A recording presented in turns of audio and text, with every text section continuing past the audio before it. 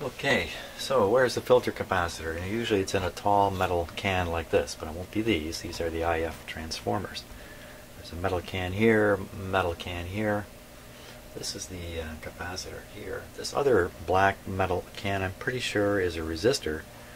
It's a ballast for getting rid of some voltage, usually related to the heaters. But I don't know. Without a schematic, I don't know for sure. But and this has got a little heat in it too. This guy here, his values are written in there. 320. What? 50. There we are. A little hard to see. Let's see. Right in here. 50.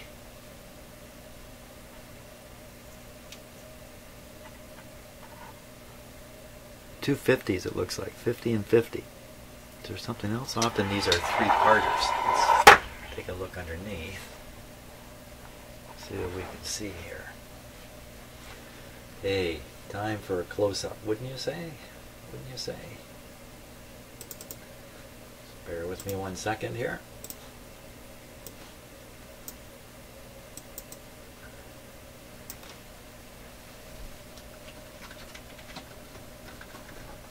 Okay. Well, here's the bottom of that can. I see two terminals. They're both pretty dusty looking, which means that's high voltage on them. The way the dust is. You can just tell it's there by charge, if you like. And then you see the rest. There's no other terminal. There usually would be a ground terminal on here. I'm looking all around the perimeter trying to spot somewhere. Now sometimes the can is the ground, and by bolting it in place, there you are. But usually they solder another connection around it. They bond it. So I see two wires coming to each of these terminals. Two of them are red and two are black. The black and the red, they disappear in that little tube and go through the chassis. This other way, can't really see where it's going. So let's give it the ohmmeter treatment here.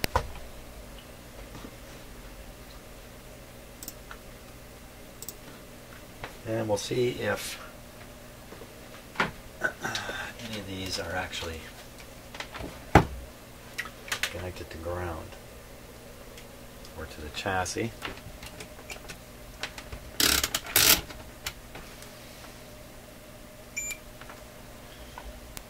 One to the chassis, one to the red, nothing of course, one to the black.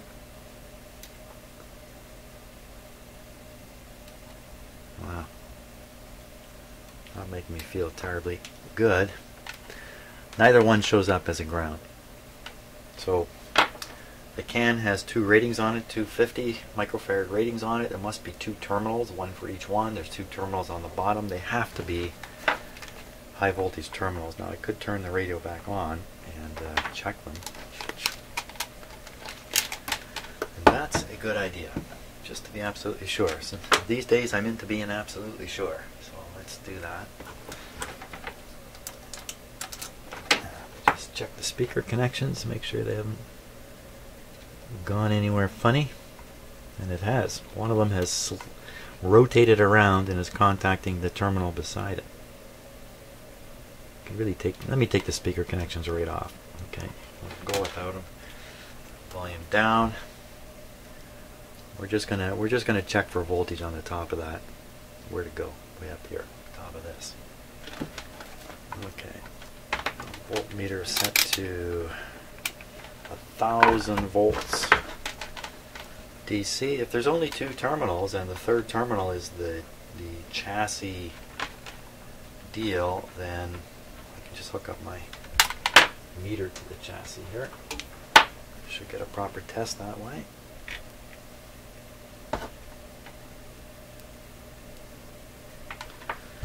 There we go. Now let's just check the meter leads. Good. 1000 volts DC. We're ready. I just have to do that and that.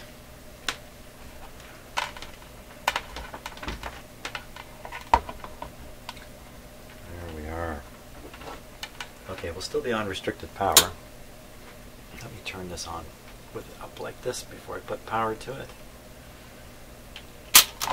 Broadcast. Man.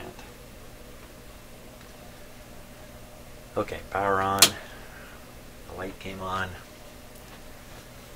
Let's see now. On the red.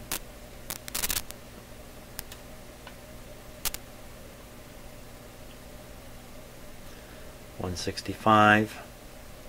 On the black. 168. 160. Now it's going down because the tubes are beginning to draw current.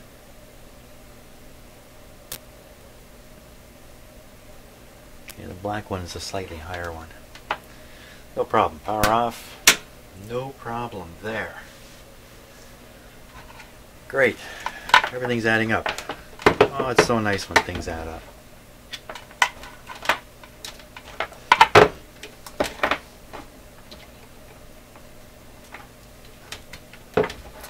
Now we need a couple of capacitors to do that.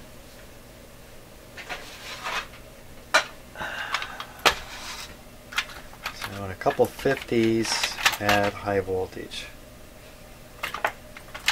And in there, the best thing is going to be ones like this. 450. There we are. Another one of these will do the trick. That's 100 at 250.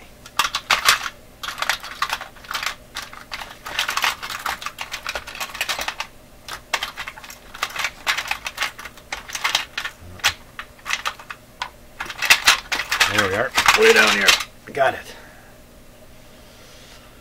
50 at 450. Two 50s at 450.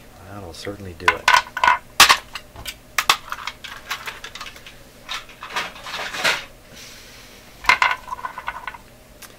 Got to put each of the two positives onto these terminals. Now, should I cut away the old capacitor? I don't think so. I think I'm going to leave it on there. It's not shorted or anything like that. The radio's actually working. It just has a hum. If I cut them away, I have this big problem of installing these in some rigid manner because the terminals will start floating around at that point. Now, the other thing I need is a ground right in the area there. Somewhere nearby would be helpful. Just looking around in here.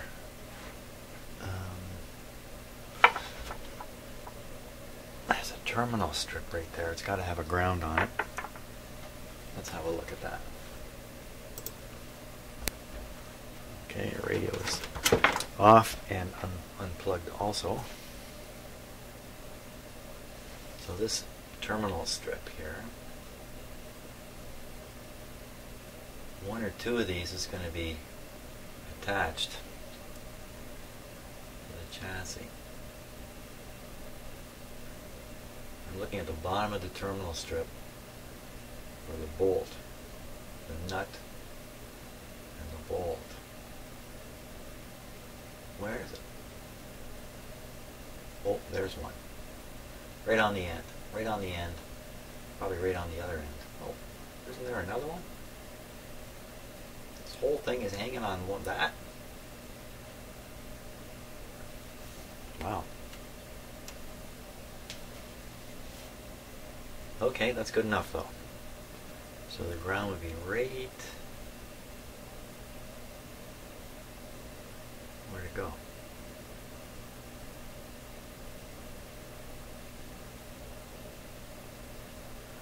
What happened? I looked away and when I looked back everything looks different.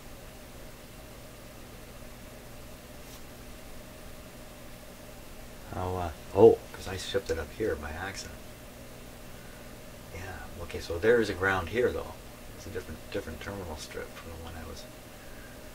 I'd have to run a wire over to that. This other terminal strip has to have a ground on it somewhere. Come on, It can't just be floating there, can it? Right at the end, right under this capacitor. Ooh. It's probably the same as the other one. Right on the end.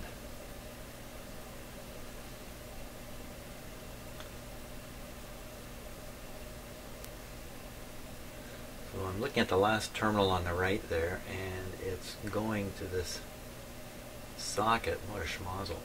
And I'm pretty sure yeah, it's connected to the ground there. Ground, I think. So again, that end terminal probably has a screw down there that we're just not seeing it. Oh, this whole thing can't be floating here, can it? No, it's rock solid.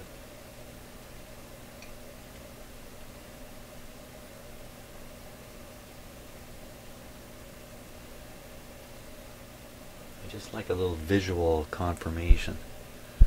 But I'm not going to get it. Okay, so we'll do it by instrument here.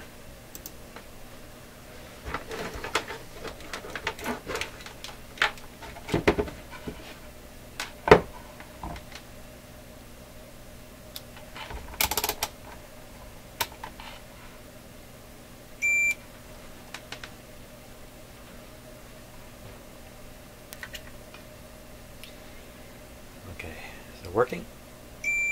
Yep. I think it's this terminal. There you have it. So even though we can't see it, there's bound to be a screw and an attachment down there.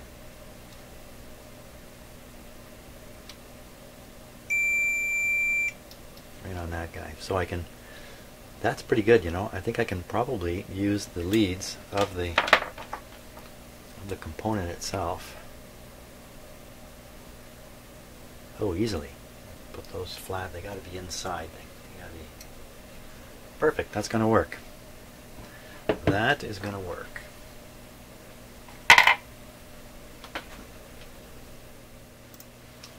Okay. After taking a look at how things are going to go in the radio, I've decided I need to extend a wire from the negative terminal here. These can go straight to the top of those that capacitor, I think.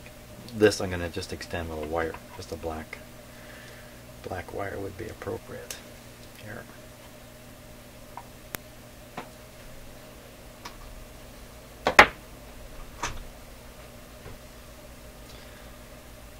So I made a big improvement to my shop yesterday. Installed an outdoor antenna. I'd say, well, wait a minute, aren't you talking about all the snow falling and it's cold and all that kind of stuff? What are you doing outside putting up an antenna? I didn't have to go outside. I discovered I have a great antenna hooked up to this house just waiting. And it's in the form of the Bell telephone POTS wire, plain old telephone service wire, dropping into the house. Comes from a pole in the backyard, and the previous owner in the house had Bell telephone services. He had their TV services. In Canada, things are a little different than in other countries, of course. I'm thinking of the United States, and so just which companies are competing with who for what. Up here, it's basically 3 companies that do telephone, telecommunications, internet, all that stuff. Rogers, Bell Telephone, and TELUS. Those are the 3 big suppliers. Maybe another one out west called Shaw.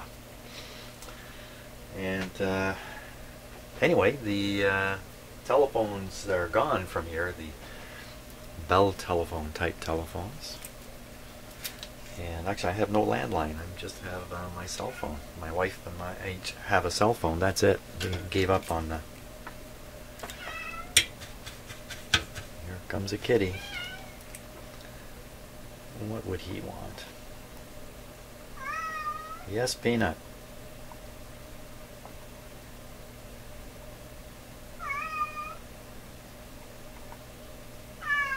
What is it?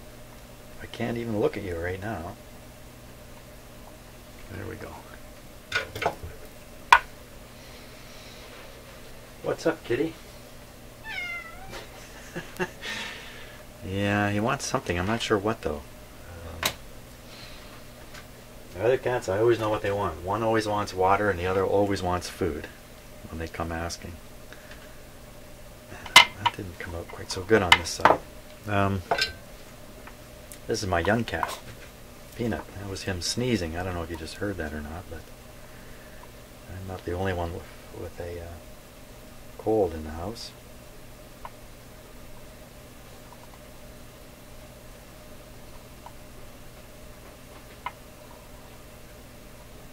Go. Yeah, I kind of wondered if can cats get the same virus that we get, or some of the same viruses that we get. I don't know.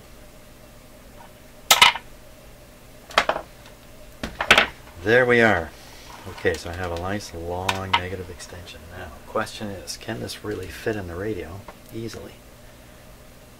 Or am I on my way to doing a whole bunch more monkey business here? Let's see. So the two terminals are there.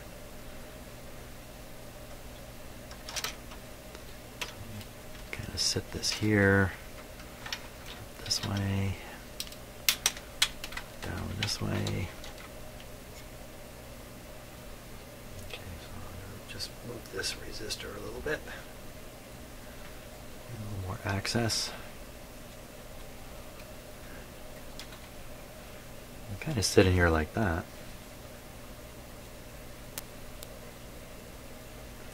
Clearance is okay.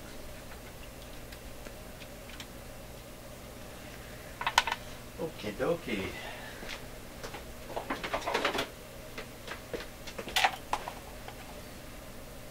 I think I've got some spaghetti here. What did I do with it? Oh my gosh, I stored it away.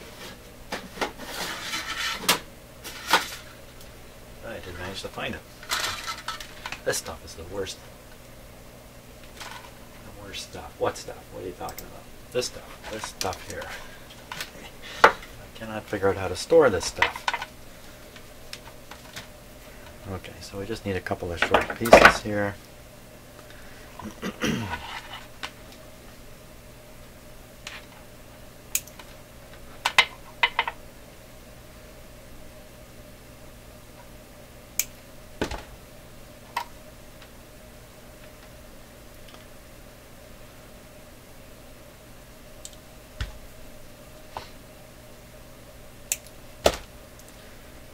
Okay, now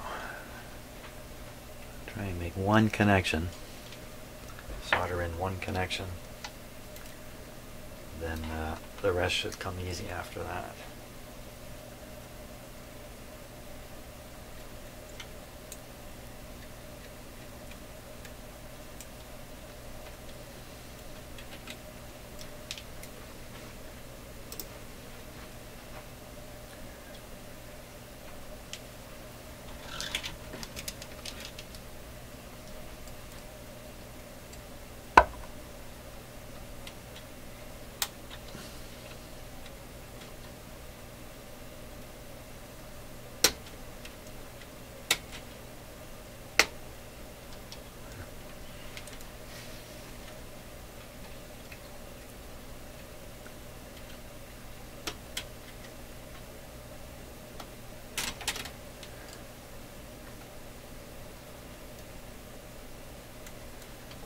Slippery pliers.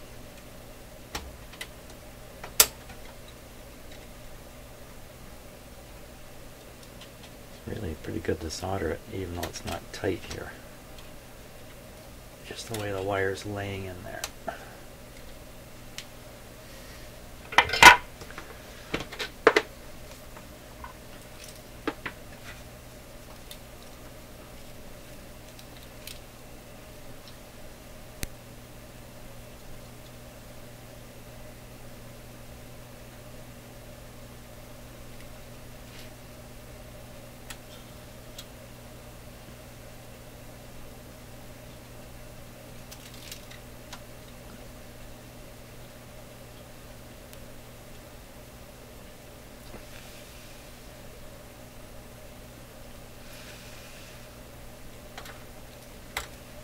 one.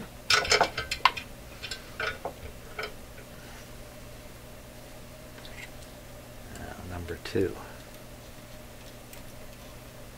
Ooh. Something just kind of trickled down through the radio there. I don't know what that was.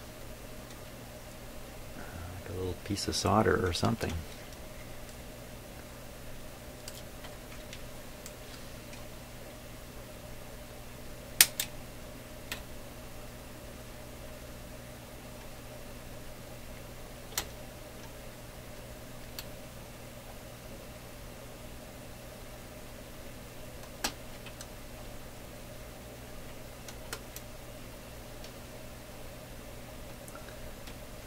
Go.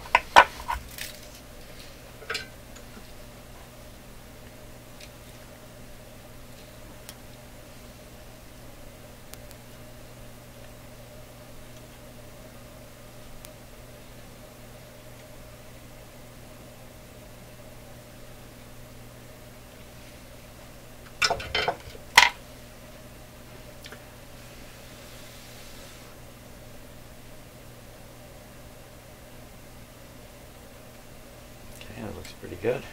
Put these in position, kind of the way I want them. There we go. Now this black wire goes up to this terminal here. Even better terminal right here. Yeah, let's go to that one.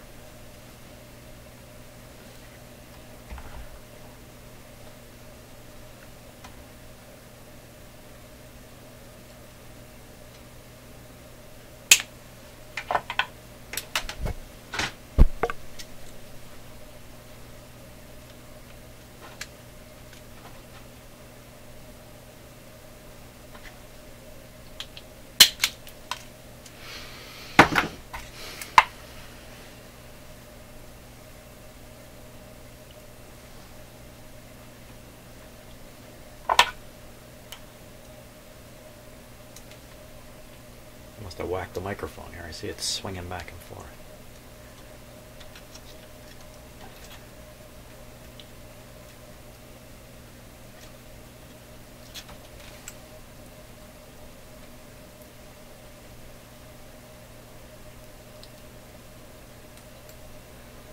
I started watching a movie yesterday on TV. A Canadian movie about a trip to Mars.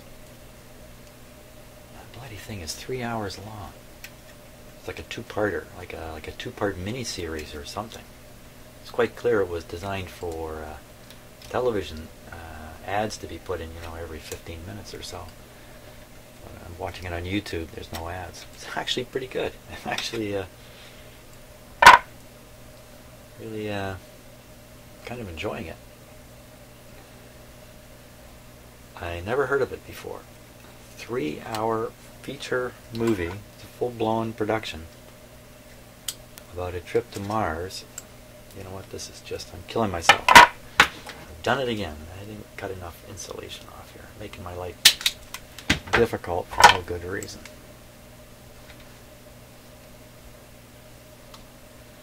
So I'm halfway through the movie. And I can't think of the name of it. That's kind of dumb. I bring it up here and then I can't name it. But I think if you hunt it around for Mars movie or Canadian Mars movie or something like that. If you're looking for a 3-hour science fiction movie, that's not too bad. Whoop, whoop, whoop, whoop. Loud on your ears, loud on my ears too.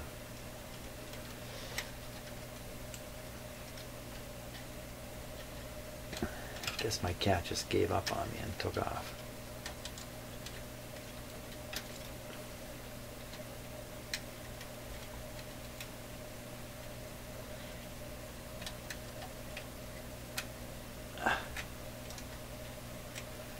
It's a multi-conductor wire here. It's getting to be a bit of a mess. I could have throw a little solder on it first. I find with these kinds of wires that makes them a little too stiff and strong. Let me get a bit of more of a brute of a pair of pliers here.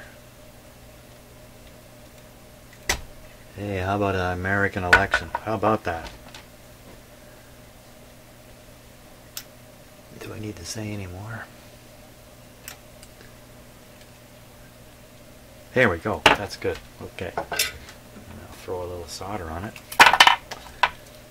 There'll be no hum in this radio when we turn it back on.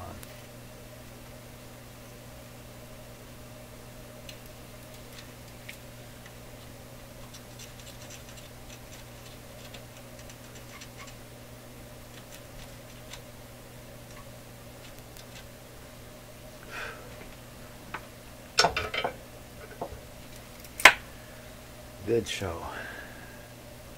Yeah, so I started talking about the antenna. Drop wire coming into my house. Checked it out yesterday. It's basically a quad, a heavy-duty quad cable. 4 wires in it. The red and green are connected. They still have 48 volts DC on them. They're still alive from the pole, but the other two colors, yellow and black, I think it is, open. Completely open. Open at my end, of course, there's nothing here, and then open up on the pole, because I took my ohm meter and I couldn't get anything but completely open. So I did a quick little test. Sure enough, they'll work as an antenna. So I spent yesterday getting a proper lead in here. And this found antenna is now the best antenna I've had in decades, because of the way I handled the lead in and other stuff. So I'm pretty excited about that. And where'd it go? It goes into this orange box, you see, down here, and then from here it goes into this rather nice Gonset radio, which I spent a fair bit of time setting all that up yesterday, and then enjoying listening to shortwave. So once I get a little better at it, I'll probably have it playing a little bit when I'm working in here. Find something interesting to hear on a short wave. Okay. There we are. Let's double check now. Make sure nothing dumb has happened. Okay, the wires are all quite solid.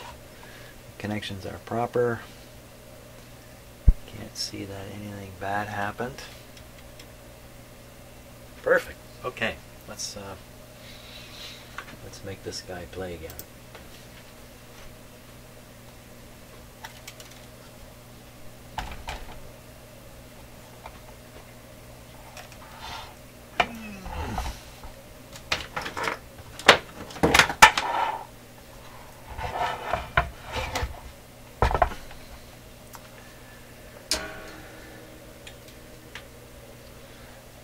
Hook up the speakers once again.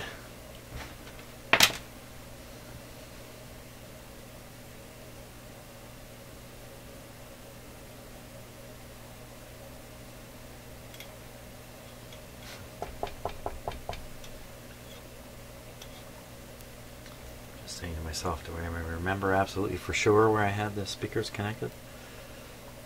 Yes.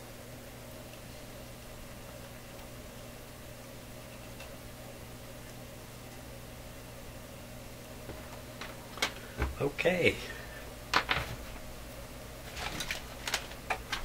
Let's just clean things up a little bit here.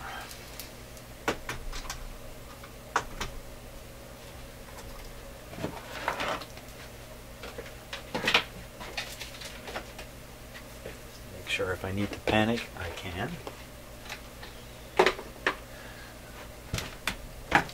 So I can panic with certainty here. There we go. Hey, I posted a video a couple of days ago on a manhole fire. It's a bit of a dramatic video. Somebody gets hurt quite badly in it. But I thought it was interesting enough and kind of fits with my channel, and hey, it's part of my life from quite a while ago. What was in the news yesterday in Toronto? Manhole fire shuts down transit system in downtown core. Ruins morning commute for tens of thousands of commuters. Toronto's a big city. Toronto has 3.5 million people in it, and then it's surrounded by another 3 million people in adjacent cities. It's a big, big urban area. And the transit right in the downtown core of the city of Toronto is critical for getting people around. And manhole fire. No gas pipe involved like the one you saw in my video if you watched it. But the same traction feeders. These are 600 volt DC cables. They're this big around, solid copper, this big around. And they just have a plastic jacket, PVC plastic jacket, nothing particularly heavy duty about it. If you took a screwdriver and really jammed it in there, you could get right through the insulation, right into the conductor. So 600 volts DC, but the deal is if you short one of those cables out, the protection won't necessarily operate because the type of load those cables feed, streetcars and subway trains, draw huge currents as they accelerate, and sometimes, because there's many vehicles, a number of them can be accelerating at the same moment, drawing huge amounts of current at 600 volts. And if the protection was set too sensitive, then you'd have accidental breaker operation and the like. Plus, every feeder, unlike normal electrical distribution, which radiates out from the power station to the loads, these actually have the positive supply feeder actually runs from one supply station to another. It's actually fed from both ends, then runs along parallel to the transit system, and there's connections made periodically to feed the power off the main feeder into the transit system. And both these breakers are set really high. I mean, you pretty much need a bolted fault to break the power, to interrupt the power. Also, these things can reset. They have what are called current sensing relays in them. If a short does occur, and it's a sufficiently hard short, then the current sensing relay will detect this and will hold open the breaker. But then you could innocently go and remove whatever it is that has been detected as a short just by moving a cable a touch, and boom, it'll be re-energized again in a moment and ready to short out again. It's a very dangerous situation if you don't understand these things. And wow, not like your ordinary electric system where a short circuit breaker opens in a fraction of a second and it's over. Not so with this system. Consequently, manhole all burned up again. It doesn't look like it was nearly as bad actually as the accident on my video. And by the way, I also searched YouTube. I just put in manhole fire. Oh my gosh, I'm not the only guy who's put up a video of manhole fire. There are lots of them on there, so I thought I was putting up something unique, but as usual, there's nothing unique anymore on the internet. Anything you can think of is already there. Okay, let's turn this guy on. You're sitting there waiting for me while I talk unnecessarily. Okay, so we're switched on to broadcast. Speakers connected. Volume is down.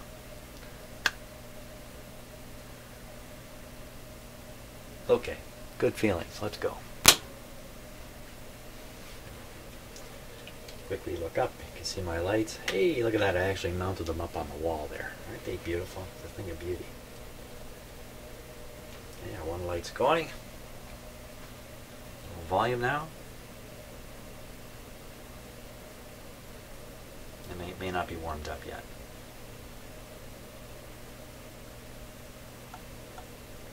I hooked up the speaker to the wrong terminals. There we go.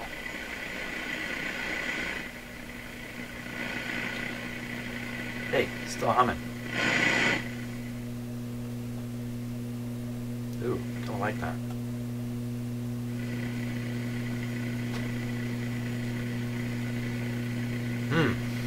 That's a surprise. Okay, hold on.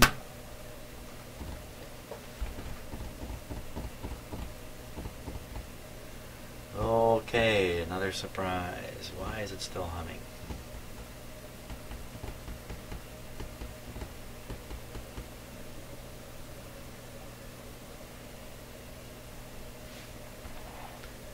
Why would it still be humming? No answers are coming. There's no answers coming. No answers coming, no schematic. That's a bit of a problem now.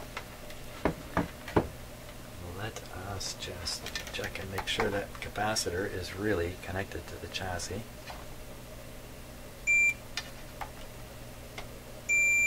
sure. It has to be. I mean, there's just no other way.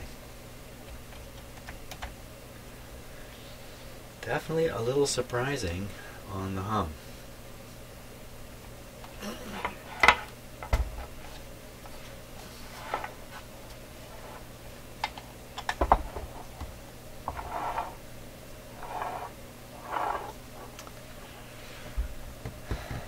Yeah, right. Okay, so it must be one of these other parts. Let's first make sure I didn't do something dumb up here. Now, could the old capacitor be causing the hum? I should cut it out of the circuit. I don't think so. I don't see how it can be. Why don't we take a look at the what the voltage looks like at this point on the scope, and see if that hum really is in the power supply. It's not in the power supply. I'm going to have a heck of a time from here getting rid of it. I really am. It's just going to be a big headache. Okay.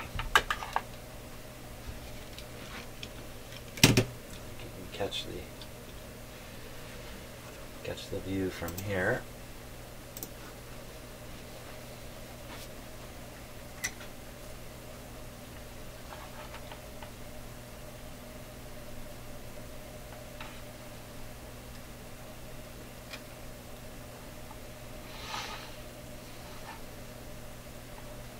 Okay, so the scope is connected to the negative terminal of the two capacitors I put in.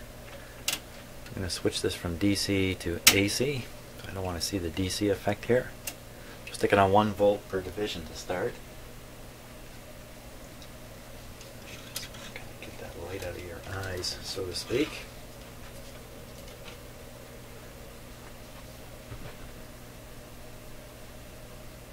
Okay, I think everything's ready. We can fire it up again. The speaker is still connected. Okay, everything looks okay. Okay.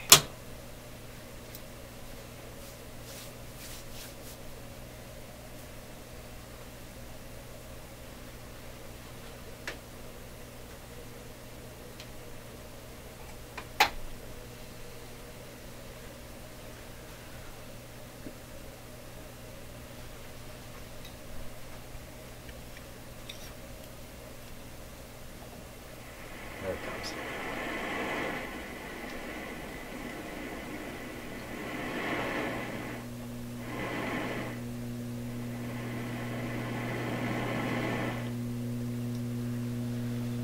Okay, now watching the scope. Let me give you a little better view of the scope here. Clip onto one of these leads here. Oh my gosh, look at that. Oh my gosh. How come these capacitors didn't work at all? What? Oh my gosh, that's horrible. No wonder we're hearing it. That's a little better. Okay, so it's probably first filter, second filter there. Let me hook this on here better. I'm getting a shock. Yeah, and literally, while I'm doing this, I got one hand in my pocket. I really do follow those rules.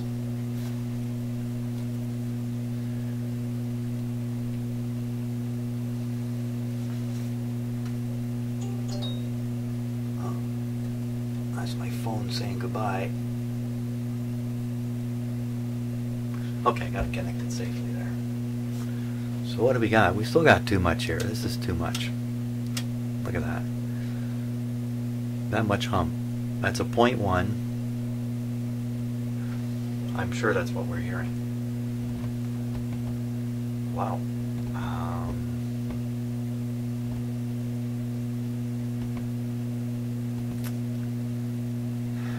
Okay, so what I'm thinking is there some kind of really heady current draw that's just too much for this power supply inside this radio? Kind of doubt that. You know, we're still on restricted voltage. It's down around 90 volts. If I put this up to 120, this hum is really going to come out.